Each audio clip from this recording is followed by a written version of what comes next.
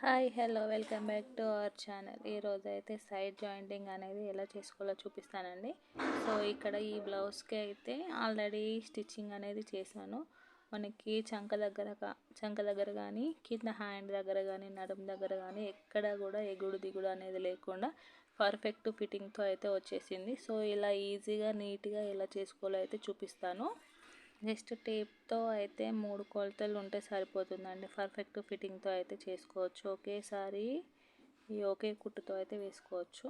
So ఇక్కడ నడుము loose వచ్చేసి 31 ఇంచెస్ అండి. సో ఇక్కడ టేప్ని అయితే ఇలా 4 ఫోల్డింగ్స్ అయితే వేసుకోవాలి.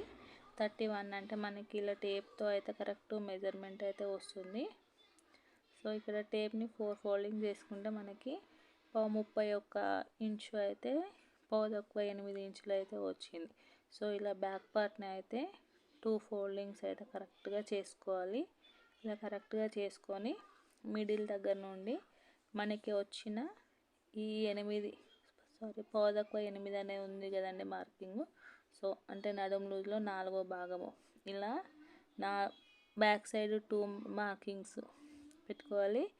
ఇలా ఫ్రంట్ సైడ్కి కూడా ఉక్స్ పట్టి సైడు కాజా పట్టి సైడ్ అయితే ఇలా స్టార్టింగ్ నుంచి ఎండింగ్ వరకు 8 ఎక్కడికి వస్తే అక్కడి వరకు అయితే ఇలా మార్కింగ్ అయితే చేసుకోవాలి. ఇలా బాడీ పార్ట్కి అయితే 4 సైడ్స్ అయితే మార్కింగ్ చేసుకున్న తర్వాత మనం ఇలా ఫ్రంట్ పార్ట్ బ్యాక్ పార్ట్ అయితే ఈక్వల్గా పెట్టుకోవాలండి. సో ఇలా ఈక్వల్గా పెట్టుకున్న తర్వాత మనము ఈ మార్కింగ్నే ఈక్వల్గా చూసుకోవాలి, కానీ క్లాత్ అనేది ఈక్వల్గా అయితే ఇలా చూసుకోవద్దండి.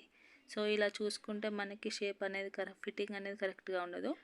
ఇలా మనం చేసుకున్న మార్కింగ్ను ఒకే దగ్గర పెట్టేసుకొని ఇలా స్టిచ్చింగ్ అయితే చేసుకోవాలి. ఫస్ట్ ఇక్కడ ఈ చివరన లాక్ అయితే చేసుకున్న తర్వాత మళ్ళీ షోల్డర్ని హ్యాండ్ దగ్గర హామ్ లూజ్కి చేసుకోవాలి కదా. సో ఇక్కడ హామ్ లూజ్ వచ్చేసి 9 అండి. ఇలా 9కి అయితే కరెక్ట్గా మన షోల్డర్ దగ్గర స్టిచ్చింగ్ చేసుకున్న ఆ కుట్టు అనేది ఉంటుంది కదా, షోల్డర్ జాయింటింగ్, దాన్ని మిడిల్లో ఉంచేసి అయితే కరెక్ట్గా పెట్టేసుకొని ఇలా 9 హార్మ్ లూజ్ మార్కింగ్ చేసుకొని అలాగే హ్యాండ్ లూజ్కి కూడా మార్కింగ్ చేసుకోవాలి. హ్యాండ్ లూజ్ వచ్చేసి 6 ఇంచులు. ఇలా 6 ఇంచులకి అయితే మార్కింగ్ చేసుకుంటే స్ట్రైట్గా అయితే కుట్టు అనేది వస్తుందండి. సో కొంచెం అటు ఇటు అయినా కూడా మనం హ్యాండ్ అనేది ఇలా స్ట్రైట్గా పెట్టేసుకొని కుట్టుకుంటే మనకి కుట్టు అనేది స్ట్రైట్గా వస్తుంది. సో అంకర తింకర కాకుండా కుట్టు అనేది స్ట్రైట్గా రావాలి. ఇలా ఇంకో సైడ్కి కూడా స్టార్టింగ్ ఇలా కుట్టేసుకున్న తర్వాత 2 కుట్లను ఒకదాని మీద ఒకటి పెట్టేసుకోవాలి. ఇక్కడ చూసారు కదా, ఇలా షోల్డర్ దగ్గర ఉన్న ఈ కుట్టు మిడిల్లో పట్టుకొని ఇలా స్ట్రైట్గా పెట్టేసుకోవాలి. ఇలా టేప్ని కూడా ఇలా క్లాత్ స్ట్రైట్గా పెట్టేసుకొని హామ్ లూజ్ మార్కింగ్ చేసుకోవాలి.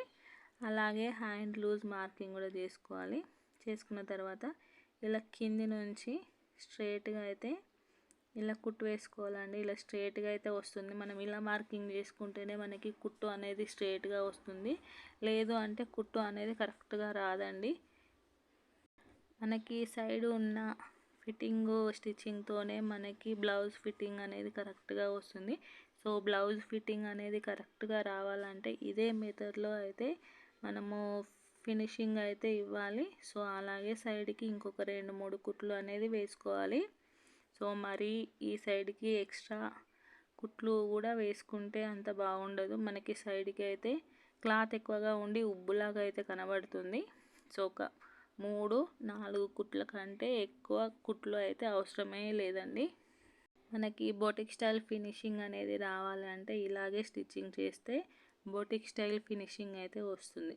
సో ఇలా అటొక 3 ఇటొక 3 స్టిచ్చింగ్స్ అయితే వేసుకున్న తర్వాత సైడ్కి ఉన్న క్లాత్ అంతా కటింగ్ అయితే చేసుకోవాలి. ఇలా క్లాత్ కూడా స్ట్రైట్గా ఉంచుకోవాలి. సో ఇది అయితే చిన్న అమ్మే బ్లౌజ్ కాబట్టి వాళ్ళు క్లాత్ అయితే ఉంచమన్నారు.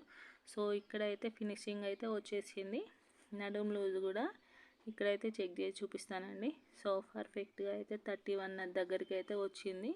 సో ఇలా చేసుకుంటే ఫినిషింగ్ అనేది నీట్గా వస్తుంది. సో మీరు కూడా ఒకసారి ఇలా ట్రై చేసి చూడండి. సో నా వీడియో కనుక మీకు నచ్చినట్లయితే please like, share and subscribe. Thank you for watching.